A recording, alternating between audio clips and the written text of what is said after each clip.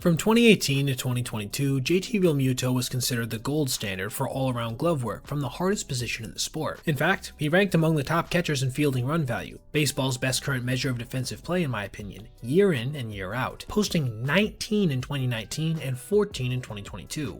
But since 2023, he's ranked near the bottom of all catchers, at -20. He's gone from a golden glove to a cardboard one.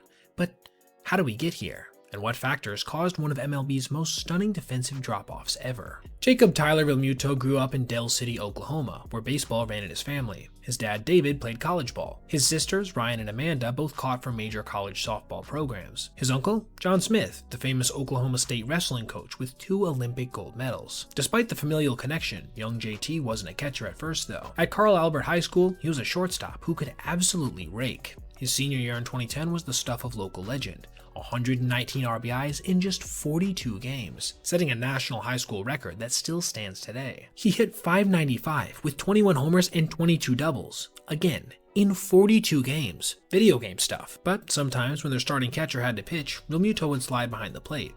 That's when Marlins scout Steve Taylor saw something different. "You'll have better MLB chances as a catcher than shortstop," Taylor told him. Smart advice that shaped his future. The Marlins drafted him in the 3rd round and signed him for $700,000. That convinced him to skip his promise to Oklahoma State. Not bad for a kid who started catching part-time because his team needed someone behind the dish. The minor leagues weren't kind to Realmuto at first. In 2010 with the Gulf Coast League Marlins, he hit .175 in limited action. But scouts saw something beyond the struggles in the batter's box. Quick feet, a cannon arm, and a level of baseball IQ that just couldn't be taught.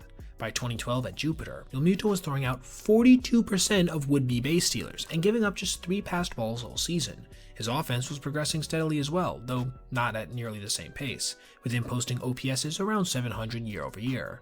It would be his 2014 breakout at Jacksonville that truly changed everything. A .299 average with 62 RBIs and his typical fantastic defense got him Marlins Minor League Player of the Year honors. Baseball America ranked him as the 10th best prospect in their system and called him the best defensive catcher. The kid from Oklahoma was nearly ready for the show. JT's MLB debut would come on June 5, 2014. He was called up when Jared Saltalamacchia got hurt, and in his first game went 3 for 5 with 3 RBIs in an 11-6 win over Tampa Bay. His first career hit was a 2-run single, perfect for a player who'd end up making clutch hitting a habit. But it was 2015 when Realmuto really made his name known in the major league sphere. After Jared got cut in April, the starting job was his. He set Marlins rookie records with 114 hits and 7 triples. That was the most by a first-year catcher since 1972. Oh, and he hit an inside-the-park homer too, because why not? The defensive base was also building with the hitting numbers. His 2018 All-Star season officially sealed the deal. Even though he missed some time with a back injury, the former shortstop hit .277 with 21 homers, and became the only Marlin picked for the All-Star game. He earned his first Silver Slugger award and team MVP honors. His glove work also yielded 2 fielding runs in the first year that they actually started measuring stuff like that. Solidly above average. The Marlins had developed a real budding superstar, and like is typical in Miami, they'd trade him away before paying him, all the way to Philadelphia. When the Phillies traded for Realmuto in February 2019, they weren't just getting a player, they were getting one of the fundamental missing pieces for their championship hopes. Since Carlos Ruiz's last good year in 2014, they hadn't had a consistently good and healthy backstop for a full season.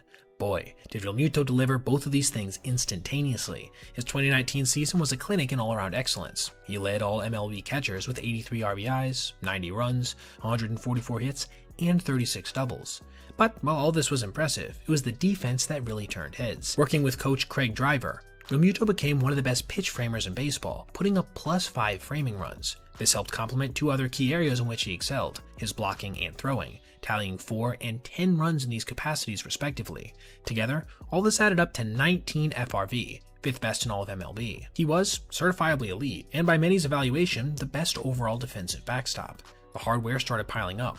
Gold Glove, Silver Slugger, all MLB first team. He caught more innings than any other catcher in baseball while throwing out 37 runners, the most for a Philly since Darren Daulton in 1993. It was a magical year in pretty much every regard. The shortened 2020 season showed Realmuto at his absolute best. He hit 8 homers in his first 14 games, the best start by a catcher since Gabby Hartnett in 1925, and overall had his career high in OPS at 840. For whatever that's worth given the fact it was a partial season. His defensive numbers slipped a bit, with him only being on track for about 7 FRV over a full campaign, but it was still nothing to scoff at, keeping him well in the upper half of the league. Then came 2021, which was preceded by a record-breaking contract. 5 years, $115.5 million, the largest ever given to a catcher. The The pressure was huge, but Realmuto seemed to embrace it. In fact, he played so well he ended up starting the All-Star game, and became the first Philly since Mike Schmidt in 1981 to homer in the Midsummer Classic, all contributing to another near 800 OPS season. Further, his glove work stayed consistent in the same range as before at 8 FRV. But 2022? That was pure magic. Realmuto did something only one catcher before him had ever done: a 20 home run, 20 stolen base campaign. Ivan Rodriguez did it in 1999, over 20 years ago at that point, and at the peak of the steroid era, which some people theorized Pudge may have been in on. He was actually so good on the bases, he went 21 for 21 in stolen base tries as well, finishing with a perfect success rate. He even had a 130 OPS plus, a career high, and won a Silver Slugger as a result. His postseason was equally as notable, with his inside-the-park home run against Atlanta in the NLDS making him the first catcher ever to do that in October. Then came World Series Game 1, and a go-ahead homer in the 10th inning that nearly propelled the Phillies to their first championship since 2008, before they eventually crumbled to the Astros. But it was his defense that really mattered in those October games. Against the Braves in Game 4 of the NLDS, Realmuto threw out 2 would-be base stealers and framed 3 borderline strikes in big situations. His game calling helped the Phillies pitchers attack the strike zone with trust. This would again be near his peak when it came to his glove work overall, especially in the advanced regard, as he had posted another 14 fielding runs, his second best total ever, again being elite in every metric possible. Another Gold Glove and all MLB first team were no surprise as a result. In fact, he actually finished a career-high 7th in MVP voting as well. At 31 years old, JT was the clear-cut best catcher in baseball. Sure, he was likely to see a moderate decline over the next few seasons, but there was seemingly no reason to expect him to be anything less than average at worst over the next half-decade. Then, at least defensively, it all fell apart. The first crack in the base came after 2022, though nobody seemed to really realize it at the time. You see, back in 2019, the aforementioned Craig Driver, the catching coach who'd first helped Realmuto become a top pitch framer, left the Cubs. Driver's approach had been all about the details. He taught Realmuto how to set up slightly outside the zone and smoothly pull borderline pitches back over the plate, the timing of his glove movement, the angle of his wrist, even how quietly he received the ball. He fine-tuned every aspect. Most importantly, he showed Realmuto how to frame without making it too obvious to umpires. It was an art form to be included in the tasks of a catcher. The Phillies promoted Bob Stumpo to fill the gap, and for a time it worked. In fact, he even tied his career high in framing runs in 2021 at 5 with that 2019 season. It seemed as if Stumpo reinforced everything JT had learned before perfectly. Where 2022 comes in is that when Stumpo took a promotion to become the catching coordinator and player development, the Phillies didn't replace him with a dedicated catching coach on their major league staff, instead opting for more bullpen catchers. Good baseball people, sure, but not specialists in the art of receiving. The effect wasn't obvious right away. Realmuto's 2022 season was great on the surface, but astute ball knowers did notice his framing numbers had started to slip. The progression was notable: 5 framing runs in 2021, down to +2 in 2022, his lowest total in a full season since 2018. Then, 2023 happened, and the bottom fell out completely. Here's how bad things got. By season's end, Realmuto's framing had crashed to -14 runs, making him the second worst in that regard in all of baseball, behind just Martin Maldonado. But here's the weird part. It wasn't an overall decline.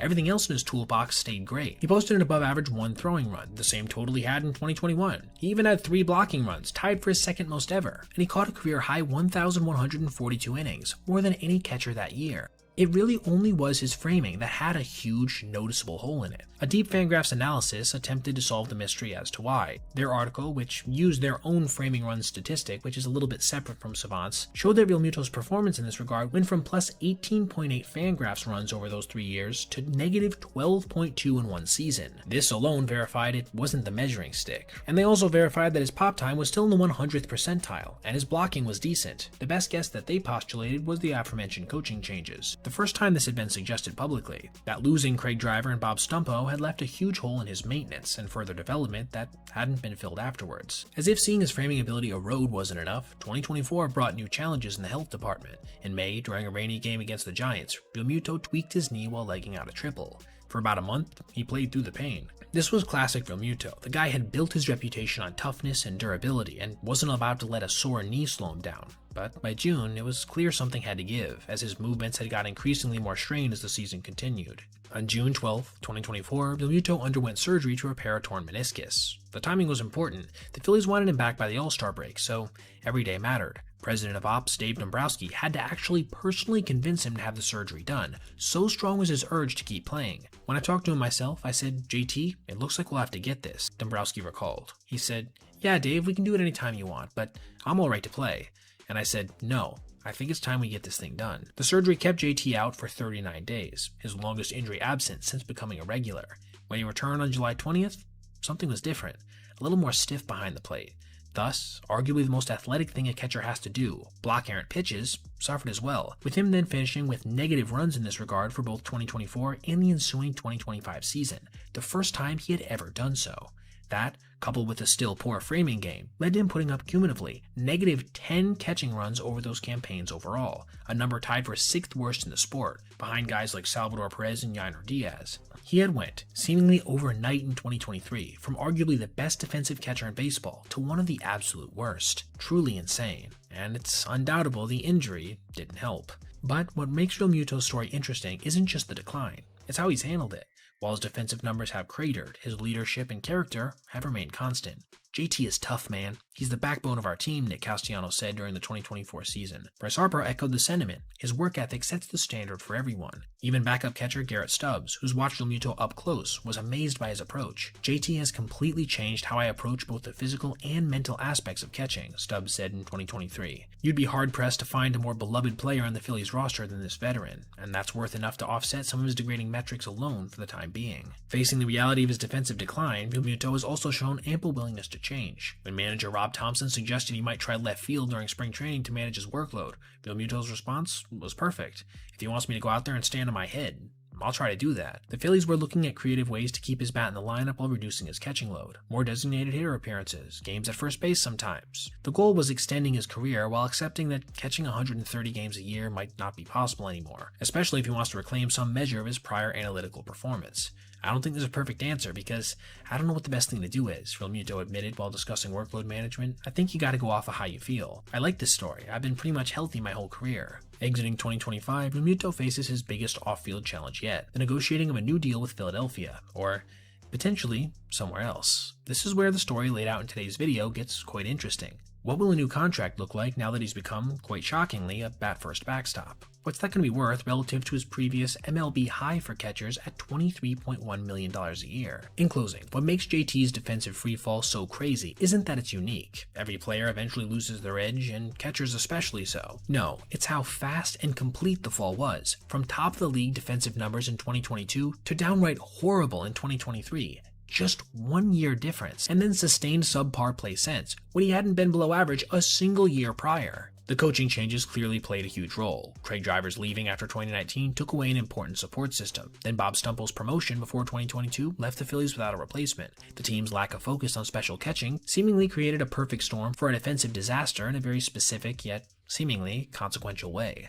Age and wear probably deserve some blame too. Realmuto has caught over 9,000 innings since 2015. That's more than any catcher in baseball during that span, and by a decent margin. The physical beating from that workload, combined with getting older, means his athleticism, which always masks decline, is only going to degrade faster and faster. Looking back, his career breaks into 3 distinct phases, each with its own challenges and triumphs. First came his development years from 2014 to 2018, a young player learning his craft in Miami, building his hitting skills while developing defensive basics, the base for everything that would follow. Then the peak years from 2019 through 2022, top performance on both sides of the ball, impressive Silver Slugger hitting seasons combined with Gold Glove top-of-the-league defense, the peak of complete analytical catching greatness. And now, the most recent years from 2023 to the present, a veteran player facing surprising defensive challenges while trying to remain valuable through his hitting, leadership, and willingness to play different positions. Regardless of whether he ever gets back to even average overall play with the glove, he still is going to be a positive presence for as long as he dons the tool of ignorance. And, dare I say it, I still think there might be more in the tank for the righty if he happens to land with the right team who can make a couple tweaks to help him get back to what was once a major source of strength.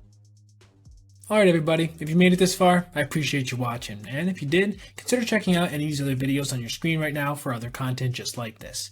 Also, if you ever see anything you'd like to see me detail in the video, feel free to reach out to my email, basebpoet@gmail.com, and if I end up using your idea, I'll give you a shout out.